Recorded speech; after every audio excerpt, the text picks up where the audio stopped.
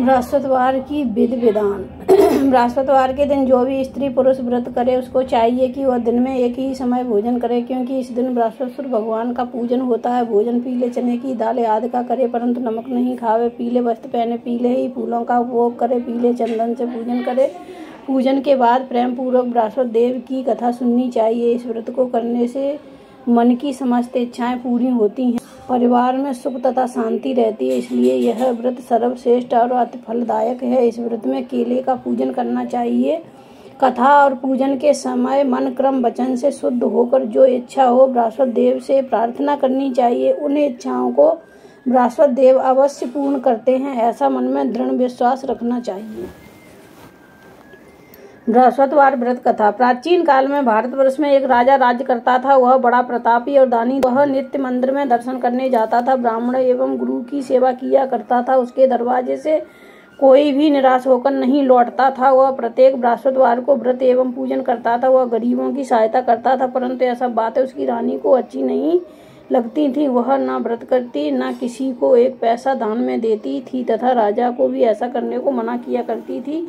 एक समय की बात है, राजा शिकार खेलने वन को गए हुए थे। घर पर रानी और रानी की दासी थी। उस समय गुरु बृहस्पति देव साधु का रूप धारण कर राजा के दरवाजे पर भिक्षा मांगने गए तथा भिक्षा मांगी तो रानी कहने लगी, हे साधु महाराज, मैं इस दान पुण्य से तंग आ गई हूँ। मुझसे तो घर का कार्य समाप्त नहीं होता। इस कार्य के लिए तो मेरे पतिदेव ही बहुत हैं। अब आप ऐसी कृपा करें कि ऐसा धन नष्ट हो जावे तथा मैं आराम से रह सकूं। साधु बोले, हे देवी, तुम बड़ी विचित्र हो। संतान और धन से कोई दुखी नहीं होता, इसको सभी चाहते हैं। पापी भी पुत्र और धन की इच्छा करता है। अगर आपके पास अधिक धन है तो भूखे मनुष्यों को भोजन कराओ, प्याऊ लगवाओ, ब्राह्मणों को दान दो, धर्मशाला बनवाओ, कुआं तालाब बावड़ी बाग बगीचा आदि के निर्माण करवाओ, निर्धन मनुष्यों की कुंवारी कन्या का विवाह करवाओ और अनेकों यज्ञादि धर्म करो। इस प्रकार के कर्मों से आपके कुल और आपका नाम परलोक में सार्थक हो जाएगा एवं स्वर्ग की प्राप्ति होगी। मगर वो रानी इन बातों से खुश न हुई। वो बोली, हे साधु महाराज, मुझे ऐसे धन की भी आवश्यकता नहीं है जिसको मैं और ही मनुष्यों को दान दूं तथा जिसको रखने उठाने में मेरा सारा समय ही बर्बाद हो जाए।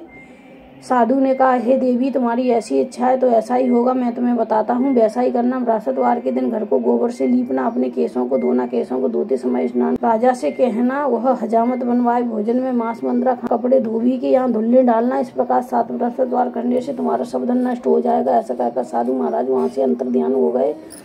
रानी ने साधु के कहे अनुसार वैसा ही किया। 3 बृहस्पतिवार बीते ही थे कि उसका समाप्त धन नष्ट हो गया तथा और वह भोजन के लिए दोनों समय तरसने लगे, संसारिक भोगों से दुखी रहने लगे। तब वह राजा रानी से कहने लगा कि रानी, तुम यहाँ पर रहो, मैं दूसरे देश जाता हूँ, क्योंकि यहाँ पर मुझे सभी मनुष्य जानते हैं, इसलिए कोई कार्य भी नहीं कर सकता। देश चोरी परदेश भीख बराबर है। ऐसा कहकर राजा परदेश चला गया। वहाँ जंगल जाता और लकड़ी काट कर लाता तथा शहर में बेचता। इस तरह जीवन व्यतीत करने लगा। इधर राजा के घर रानी और दासी दुखी रहने लगी। किसी दिन भोजन मिल जाता और किसी दिन जल पी कर ही रह जाती। एक समय रानी और दासी को 7 रोज बिना भोजन के व्यतीत हो गए तो रानी ने अपनी दासी से कहा, हे दासी, यहाँ पास ही के नगर में मेरी बहन रहती है, वो बड़ी धनवान है, तू उसके पास जा, वहाँ से 5 शेर बेजर मांग ला, कुछ समय के लिए गुजर हो जाएगी।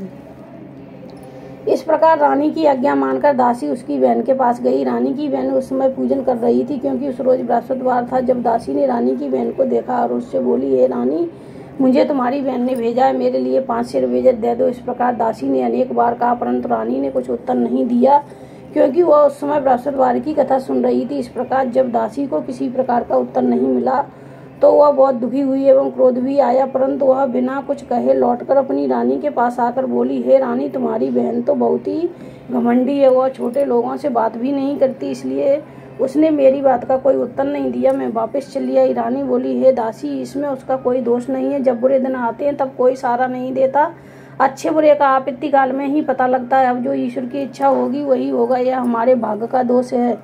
इधर उस रानी ने देखा कि मेरी बहन की दासी आई थी, परंतु मैं उससे नहीं बोली, इससे वह बहुत दुखी हुई होगी। यह सोच कथा और विष्णु भगवान का पूजन समाप्त कर वह रानी बहन के घर गई और अपनी बहन से कहने लगी, हे बहन, मैं बृहस्पतिवार का व्रत कर रही थी, तुम्हारी दासी गई, परंतु जब तक कथा होती तब तक ना उठते हैं ना बोलते, इसलिए मैं नहीं बोली। कहो दासी क्यों गई थी? रानी बोली, बहन, हमारे अनाज नहीं था, वैसे तुमसे कोई बात छिपी नहीं है, इस कारण मैंने दासी को तुम्हारे पास 5 शेर बेजर लेने के लिए भेजा।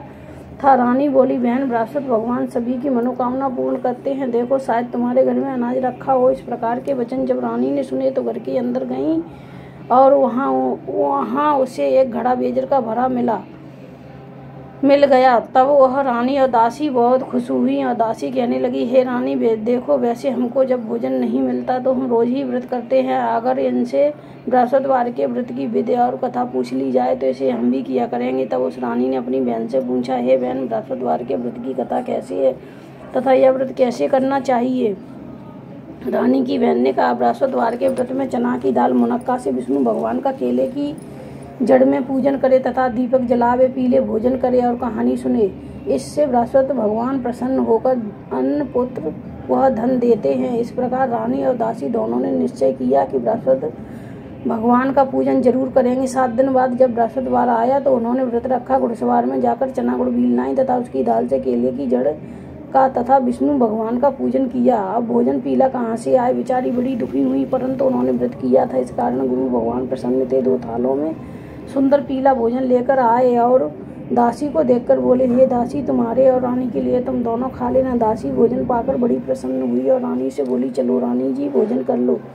रानी को इस विषय में कुछ पता नहीं था, इसलिए वो दासी से बोली, तू ही भोजन कर, क्योंकि तू हमारे व्रत में हंसी उड़ाती है। दासी ने कहा, एक महात्मा हम दोनों को 2 थालों में भोजन दे गया, इसलिए हम और तुम साथ साथ भोजन करेंगे। इस प्रकार रानी और दासी दोनों ने गुरु भगवान को नमस्कार कर भोजन प्रारंभ किया तथा अब प्रत्येक बृहस्पतिवार को गुरु भगवान का व्रत और विष्णु भगवान का पूजन करने लगी। बृहस्पति भगवान की कृपा से फिर रानी और दासी के पास धन हो गया। रानी फिर उसी प्रकार आलस करने लगी। तब दासी बोली, रानी, तुम पहले इस प्रकार आलस करती थी, तुम्हें धन के रखने में कष्ट होता था, इस कारण सभी धन नष्ट हो गया। अब गुरु भगवान की कृपा से धन मिला है, फिर तुम्हें आलस होता है। बड़ी मुसीबतों के बाद हमने यह धन पाया है, इसलिए हमें दान पुण्य करना चाहिए तथा भूखे मनुष्यों को भोजन कराओ, प्याऊ लगवाओ, ब्राह्मणों को दान दो, तालाब बावड़ी याद का निर्माण कराओ, मंदिर पाठशाला बनवाकर दान दो, कुंवारी कन्याओं का विवाह करवाओ, धन को शुभ कर्मों में खर्च करो, जिससे तुम्हारे कुल का यश बढ़े तथा सुरक्षा की प्राप्ति हो। तब रानी ने इसी प्रकार कार्यक्रम करने प्रारंभ किए तो उनका यश फैलने लगा। एक दिन रानी और दासी विचार करने लगी, न जाने राजा किस प्रकार से होंगे, उनकी कोई खबर नहीं। उन्होंने गुरु भगवान से प्रार्थना की। भगवान ने रात्रि में राजा को सपने में कहा, हे राजा, उठ, तेरी रानी तुझको याद करती है, अपने देश को चलो। राजा प्रातःकाल उठा और विचार करने लगा कि स्त्री जात खाने और पहनने की संगिनी होती है, परंतु भगवान की आज्ञा मानकर वह अपने नगर के लिए चलने को तैयार हुआ। इससे पूर्वक जब राजा परदेश चला गया तो परदेश में दुखी रहने लगा। प्रतिदिन जंगल से लकड़ी बीन कर लाता और उन्हें शहर में बेचकर अपने दुखी जीवन को बड़ी कठिनता से व्यतीत करता था। एक दिन राजा दुखी होकर अपनी पुरानी बातों को याद करके रोने लगा। तब उस जंगल में बृहस्पतिदेव साधु का रूप धारण कर आए और राजा के पास आकर बोले, हे लकड़हारे, तुम इस सुनसान जंगल में किस चिंता में बैठे हो, मुझको बतलाओ। यह सुन राजा के नेत्रों में जल भर आया और साधु को वंदना कर बोला, हे प्रभु, आप सब कुछ जानने वाले हो। इतना कहकर साधु को अपनी संपूर्ण कहानी बतला दी। साधु रूपी भगवान बोले, हे राजा, तुम्हारी स्त्री ने बृहस्पति देव का अपमान किया था, इस कारण तुम्हारी यह दशा हुई। अब तुम किसी प्रकार की चिंता मत करो, भगवान तुम्हें पहले से अधिक धनवान करेगा। देखो, तुम्हारी स्त्री ने भी गुरुवार का व्रत प्रारंभ कर दिया है और तुम मेरा कहा मानकर बृहस्पतिवार को व्रत करके चने की दाल गुड़ जल के लोटे में डालकर केले का पूजन करो और कथा का और सुनो, भगवान तुम्हारी सभी मनोकामनाओं को पूर्ण करेगा। साधु को प्रसन्न देखकर राजा बोला, हे प्रभु, मुझे लकड़ी बेचकर इतना पैसा नहीं मिलता जिससे भोजन करने के उपरांत कुछ बचा सकूं। मैंने रात्रि में अपनी रानी को व्याकुल देखा, मेरे पास कुछ भी नहीं जिससे मैं उसकी खबर मंगा सकूं, और फिर मैं कौन सी कहानी कहूं, मुझको कुछ भी मालूम नहीं है। साधु ने कहा, हे राजन, तुम किसी बात की चिंता मत करो। बृहस्पतिवार के दिन तुम रोजाना की तरह लकड़ियां लेकर शहर को जाओ, तुम्हें रोजाना से दुगना धन प्राप्त होगा, जिससे तुम भली प्रकार भोजन भी कर लोगे तथा बृहस्पति देव की पूजा का सामान भी आ जाएगा। बृहस्पति देव की कहानी निम्न प्रकार से है। बृहस्पति देव की कहानी। प्राचीन काल में एक ब्राह्मण रहता था, वह बहुत निर्धन था, उसके कोई संतान नहीं थी। उसकी स्त्री बहुत मलिनता के साथ रहती थी, स्नान न करती, न किसी देवता का पूजन करती, प्रातःकाल उठते ही श्रृतम प्रथम भोजन करती, बाद में कोई अन्य काम करती थी। इससे ब्राह्मण देवता बड़े दुखी थे, बेचारे बहुत कुछ करते किंतु उसका कोई परिणाम नहीं निकलता।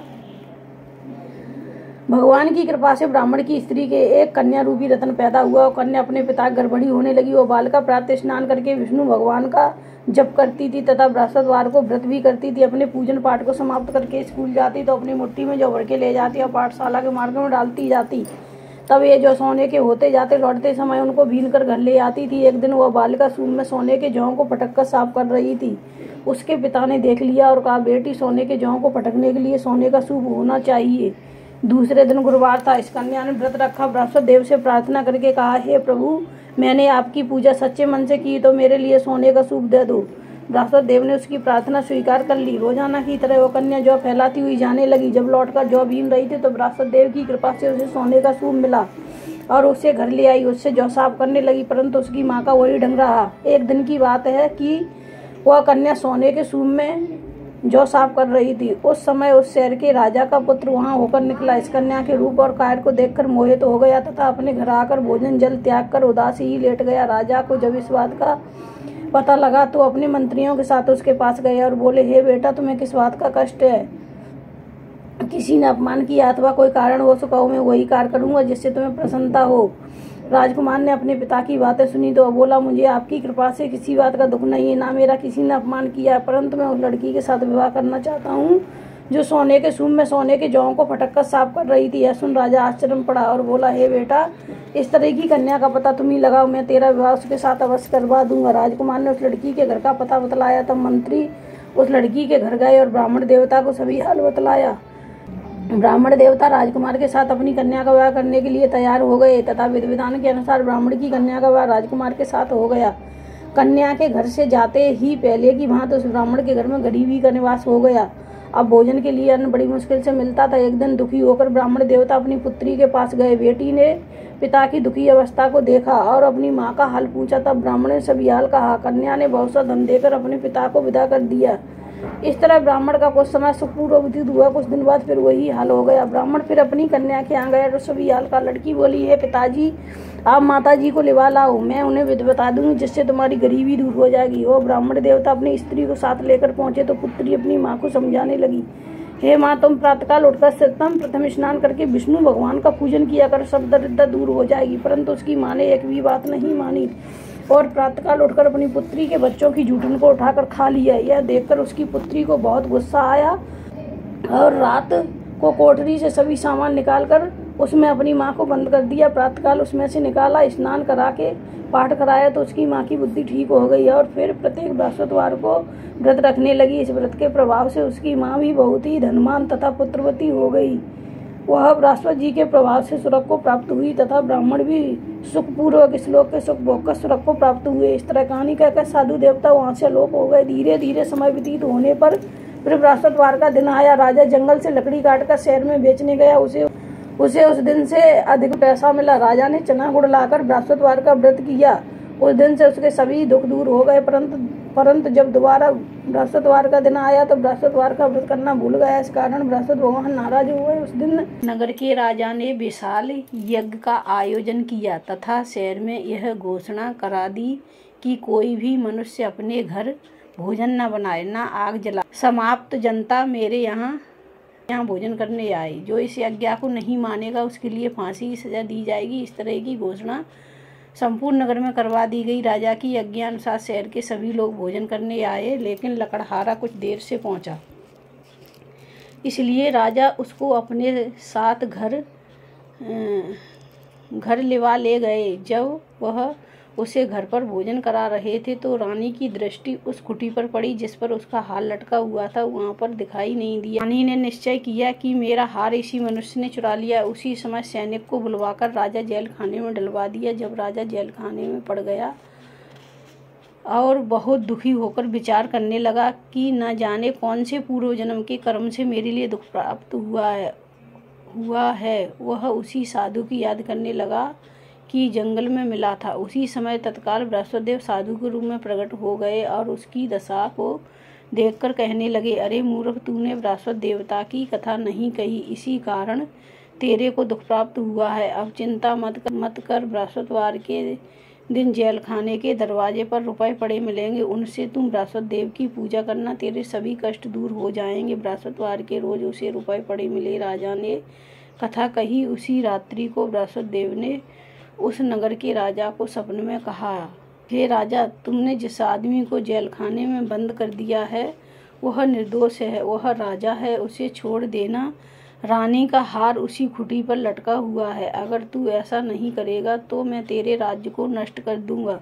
इस तरह रात्रि के सपन को देखकर राजा प्रातःकाल उठा और खुटी पर हाथ देखकर लकड़हारे को बुलाकर क्षमा मांगी तथा राजा के योग्य सुंदर वस्त्र भूषण देकर विदा कर दिया। साधु की आज्ञा अनुसार राजा अपने नगर के लिए चल दिया। राजा नगर के निकट पहुंचा तो उसे बड़ा ही आश्चर्य हुआ। नगर में पहले से अधिक बाग, तालाब, कुआं तथा बहुत सी धर्मशाला बन गए हैं। राजा ने पूछा कि ये किसका बाग और धर्मशाला है। तब नगर के सब लोग कहने लगे, यह सब रानी के हैं। राजा को आश्चर्य हुआ और गुस्सा भी आया। जब रानी ने यह खबर सुनी कि राजा आ रहे हैं तो उसने दासी से कहा कि हे दासी, देख राजा हमको कितनी बुरी हालत में छोड़ गए थे, वह हमारी ऐसी हालत देखकर लौट न जाए, इसलिए तू दरवाजे पर खड़ी हो जा। रानी की आज्ञा मानकर दासी दरवाजे पर खड़ी हो गई। राजा आए तो उन्हें लिवा लाई। तब राजा ने क्रोध करके अपनी तलवार निकाली और पूछने लगे, यह बताओ कि यह धन तुम्हें कैसे प्राप्त हुआ है। तब उन्होंने कहा, हमें यह सब धन बृहस्पति देव के व्रत के प्रभाव से प्राप्त हुआ है। राजा ने निश्चय किया कि 7 रोज बाद सभी बृहस्पति देव का पूजन करते हैं, परंतु मैं रोजाना दिन में 3 बार कहानी कहा करूँगा, रोज व्रत किया करूँगा। अब हर समय राजा के दुपट्टे में चने की दाल बंधी रहती तथा वह दिन में 3 बार कहानी कहता। एक रोज राजा ने विचार किया कि चलो अपनी बहन के यहाँ हो आए। इस तरह निश्चय कर राजा घोड़े पर सवार हो अपनी बहन के यहाँ निकला। आगे मार्ग में उसने देखा कि कुछ आदमी मुर्दे को लिए जा रहे हैं। उन्हें रोककर राजा कहने लगा, अरे भाइयों, मेरी बृहस्पतिवार की कहानी सुन लो। वे बोले, हमारा आदमी मर गया है, उसको अपनी कथा की पड़ी है। परंतु कुछ आदमी बोले, अच्छा कहो, हम तुम्हारी कथा भी सुनेंगे। राजा ने दाल निकाली और कथा कहने लगा। जब कथा आदि हुई थी कि मुर्दा हिलने लगा। जब कथा समाप्त हो गई तो राम राम कहकर खड़ा हो गया। आगे मार्ग में उसे एक किसान खेत में हल चलाता मिला। राजा ने उसे देखा और उससे बोला, अरे भैया, तुम मेरी बृहस्पतिवार की कहानी सुन लो। किसान बोला, जब तक मैं तेरी कथा सुनूंगा तब तक चारा रहिया जोत न लूंगा, जा अपनी कथा किसी और को सुनाना। इस तरह राजा आगे चलने लगा। राजा के हटते ही बैल पछाड़ खाकर गिर गए तथा किसान के पेट में बहुत जोर से दर्द होने लगा। उस समय उसकी माँ रोटी लेकर आई। उसने जब यह देखा तो अपने पुत्र से हाल पूछा। बेटे ने सभी हाल कहा। बुढ़िया दौड़ी दौड़ी उस घुड़सवार के पास गई और उससे बोली, मैं तेरी कथा सुनूंगी, तू अपनी कथा मेरे खेत पर चलकर कहना। राजा ने बुढ़िया के खेत पर जाकर कथा कही, जिसके सुनते ही वह बैल खड़े हुए तथा किसान के पेट का दर्द बंद हो गया। राजा अपनी बहन के घर कुशल पूर्वक पहुंच गया। बहन ने भाई की खूब मेहमानी की। दूसरे रोज राजा प्रातःकाल जागा तो देखने लगा सब लोग भोजन कर रहे हैं। राजा ने अपनी बहन से कहा, ऐसा कोई मनुष्य है जिसने भोजन नहीं किया हो, वह मेरी बृहस्पतिवार की कथा सुन ले। बहन बोली, है भैया, यह देश ऐसा ही है, पहले यहाँ लोग भोजन करते हैं, बाद में अन्न काम करते हैं। अगर कोई पड़ोस में हो तो देखिया। वह ऐसा कहकर चली गई, परंतु उसे कोई ऐसा व्यक्ति नहीं मिला जिसने भोजन ना किया हो। अंत में वह एक कुम्हार के घर गई जिसका लड़का बीमार था। उसे मालूम हुआ उनके यहाँ 3 रोज से किसी ने भोजन नहीं किया है। रानी ने अपने भाई की कथा सुनने के लिए कुमार से कहा। कथा सुनने को तैयार हो गया। राजा ने उनके यहाँ जाकर बृहस्पतिवार की कथा कही, जिसको सुनकर उसका लड़का ठीक हो गया। अब तो राजा की प्रशंसा होने लगी। एक रोज राजा ने अपनी बहन से कहा कि हे बहन, हम अपने घर जाएंगे, तुम भी तैयार हो जाओ। राजा की बहन ने अपनी सास से पूछा। सास बोली, हाँ चली जा, परंतु अपने लड़कों को मत ले जाना, क्योंकि तेरे भाई के कोई औलाद नहीं होती है। बहन ने अपने भैया से कहा, हे भैया, मैं तो चलूंगी, परंतु कोई बालक नहीं जाएगा। राजा बोला, जब कोई बालक नहीं चलेगा तब तुम ही क्या करोगी चलकर। राजा बड़े दुखी मन से अपने नगर के लिए लौट आया। राजा ने अपनी रानी से कहा, हम निर्वंशी राजा हैं, हमारा मुख देखने का धर्म नहीं। इसी उदासी के कारण उसने कुछ भोजन भी नहीं किया। रानी बोली, हे स्वामी, हे बृहस्पति देव, हमें औलाद अवश्य देंगे। उसी रात को बृहस्पति देव ने राजा को सपने में कहा, हे राजा, उठ, सोच को त्याग दे, तेरी रानी गर्भ से है। 9वें महीने में उसके गर्भ से एक सुंदर पुत्र पैदा होगा। तब राजा बोला, हे रानी, स्त्री बिना भोजन के रह सकती है, बात कहे बिना नहीं रह सकती। जब मेरी बहन आए तो उससे कुछ मत कहना। जब राजा की बहन ने यह सुसमाचार सुना तो बहुत खुश हुई तथा अपने भाई के यहाँ बधाई लेकर आई। तभी रानी ने कहा, घोड़ा चढ़ तो नहीं आई, गधा चढ़ी आई। राजा की बहन बोली, हे भाभी, मैं इस प्रकार न कहती तो तुम्हें संतान कैसे मिलती। बृहस्पति देव ऐसे ही हैं, जैसी जिसके मन में कामनाएं हैं वैसी सभी को पूर्ण करते हैं। जो श्रद्धा भावना पूर्वक कथा पढ़ता है अथवा एवं सुनता है और दूसरों को सुनाता है, बृहस्पति देव उसकी सभी मनोकामना पूर्ण करते हैं तथा उनकी सदैव रक्षा करते हैं। संसार में जो मनुष्य श्रद्धा भावना से गुरु भगवान का पूजन व्रत सच्चे हृदय से करते हैं तो उनकी सभी मनोकामनाएं पूर्ण होती हैं। जैसे सच्ची भावना से रानी और राजा ने उनकी कथा का गुणगान किया तो उनकी सभी इच्छाएं बृहस्पति देव जी ने पूर्ण की। इसलिए सबको कथा सुनने के बाद प्रसाद लेकर जाना चाहिए। हृदय से उनका नमन करते हुए जयकारा बोलना चाहिए। बोलो बृहस्पति देव की जय, बोल विष्णु भगवान की जय।